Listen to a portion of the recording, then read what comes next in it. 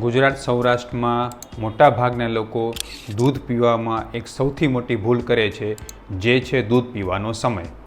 મિત્રો, આપણે વર્ષોથી પરંપરાઓથી રાત્રે દૂધ સાથે ખીચડી, રોટલી, શાક એ બધું ખાતા આવ્યા છીએ. જ્યારે મારી પાસે પેશન્ટ આવે છે ત્યારે પેશન્ટ પણ એમ કહે છે કે સાહેબ, હું તો વર્ષોથી દૂધ સાથે ખીચડી લઉં છું, અથવા તો વર્ષોથી હું ખોરાક સાથે રાત્રે જે છે એ દૂધ લઉં છું. પણ શું આ વાત યોગ્ય છે?